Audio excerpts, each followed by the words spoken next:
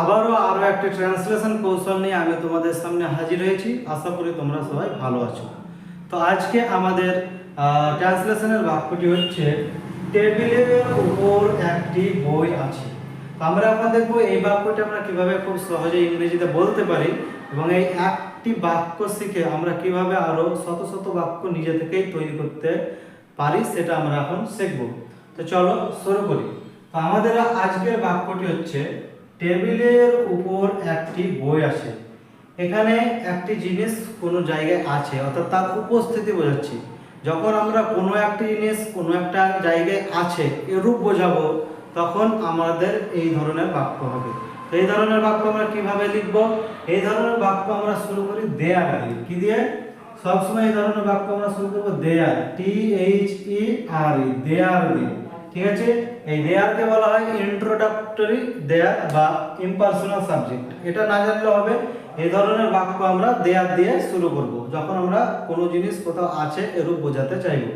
তো দেয়ারের পরে আমরা আছে যেহেতু বোঝাবো তার জন্য আছে শব্দটা আনতে হবে ভার্ব। তো আছে, এই আছে শব্দের জন্য আমরা দুটি শব্দ সাধারণত এই ক্ষেত্রে ব্যবহার করি। সেটা হচ্ছে একটা হচ্ছে ইজ, IS, ইজ, আর একটা হচ্ছে আর, ARE, আর। তাহলে আমরা দুটি শব্দ ইজ এবং আর ব্যবহার করি। তো কখন ইজ হবে এবং কখন আর হবে সেটা আগে একটু জেনে নিই। যদি একটি জিনিস আছে বোঝায় বা একজন আছে বোঝায় তাহলে আমরা ব্যবহার করব ইজ। একটি বোঝাতে কি ব্যবহার করব? ইজ। যেমন এখানে আমাদের একটি বই আছে, তাহলে আমরা কোনটা ব্যবহার করব? আমরা ব্যবহার করব ইজটা।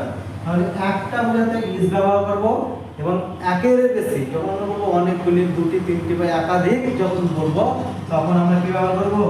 আর ব্যবহার করব। যদি এখানে আমাদের দুটি বই থাকতো তাহলে আমরা কি ব্যবহার করতাম? আর ব্যবহার করতাম। যদি একটি বোঝায় তাহলে ইজ ব্যবহার করব অর্থাৎ সিঙ্গুলার, এবং যদি একের বেশি বোঝায় তাহলে আর ব্যবহার করব প্লুরাল। তো চলো আমরা দেখি। তাহলে আমরা বলছি আমাদের কটি বই আছে? একটি বই আছে। তাহলে বলো কি ব্যবহার করব? ইজ হবে না আর হবে? হ্যাঁ ঠিক বলেছো, এখানে কি হবে? ইজ হবে, কারণ আমরা একটি ব্যবহার করছি। তাহলে হবে দেয়ার ইজ, দেয়ার ইজ কি আছে? একটি বই আছে। তো একটির জন্য আমরা দুটো শব্দ ব্যবহার করি, একটা হয় আ আর একটা হচ্ছে অ্যান। একটা ব্যবহার করি এ, যেটাকে আমরা বলি এটার অর্থ হচ্ছে একটি, আর একটা আমরা ব্যবহার করি অ্যান, AN, এটার শব্দ হচ্ছে একটি। যদি আমাদের ভাওয়েলের আগে অ্যান, ভাওয়েল সাউন্ডের আগে অ্যান এবং কনসোনেন্ট সাউন্ডের আগে আ, এটা হচ্ছে আমরা আ ব্যবহার করি। তো আমাদের এখানে আছে বই, তাহলে বই আমাদের বি দিয়ে শুরু, কনসোনেন্ট তো আমরা এ দিয়ে এ ব্যবহার করব বা আ। দেয়ার ইজ আ, কি আছে? দেয়ার ইজ আ, একটি কি আছে? বই। বইয়ের ইংরেজি কি? বুক। দেয়ার ইজ আ বুক। কোথায় আছে? টেবিলের উপরে। তো উপরের জন্য আমরা ব্যবহার করব ওয়ান। কোনো জিনিস যদি কোনো কিছুর উপরে এইভাবে টাচ করে থাকে তার জন্য আমরা ওয়ান প্রিপোজিশন ব্যবহার করি। তাহলে ওয়ান মানে উপরে, তাহলে আমরা কি করব? One. There is a book, one. তারপরে কিসে আছে? টেবিলের উপরে, on the table, on the table. তাহলে আমাদের কি হলো? There is a book on the table. এটা আমাদের হয়ে গেল একটা। চলো আমরা আরো কিছু উদাহরণ দেখি, তারপরে শেষে তোমাদের দু একটা এক্সারসাইজ থাকবে, তোমরা কমেন্ট করে জানাবে। আমাদের দ্বিতীয় উদাহরণটা হচ্ছে গাছের পিছনে একটি কুকুর আছে। তো আমরা আবারও বলছি কোনো একটা জায়গায় কোনো একটা জিনিস আছে। তো আমরা কি বলেছিলাম? এই ধরনের বাক্য দিয়ে শুরু করব দেয়ার দিয়ে। তো এটা আমরা দেয়ার দিয়ে শুরু করব, THERE, দেয়ার। এবার আমরা বলেছিলাম আছের জন্য আমরা ইজ বা আর ব্যবহার করব, ইজ বা আর ব্যবহার করব।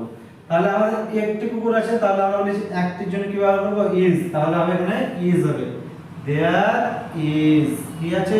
একটি কুকুর। একটির জন্য আবায়ান, তো এখানে হবে আ, কি হবে? আ কি আছে? কুকুর আছে, তাহলে dog. There is a dog. কোথায় আছে? গাছের পিছনে। পিছনে শব্দ আমরা যদি প্রিপোজিশন ব্যবহার করে বিহাইন্ড, বিহাইন্ড কিসের পিছনে? গাছের। তাহলে behind the tree, behind the tree. তাহলে এটা আমাদের কি হলো? There is a dog, there is a dog behind the tree, অর্থাৎ গাছের পেছনে একটি কুকুর আছে। তো এইবার আমরা ইস দিয়ে দুটো দেখলাম, চলো আমরা একটা আর দিয়ে দেখি। আমাদের পরবর্তী উদাহরণ হলো আমাদের ক্লাসে 30 জন ছাত্রছাত্রী আছে। তাহলে এটা আমরা কিভাবে করব, আমরা আবার কোনো জায়গায় উপস্থিতি বোঝাচ্ছি, অর্থাৎ ক্লাসে আছে 30 জন ছাত্রছাত্রী। তাহলে দেয়ার দিয়ে শুরু করব।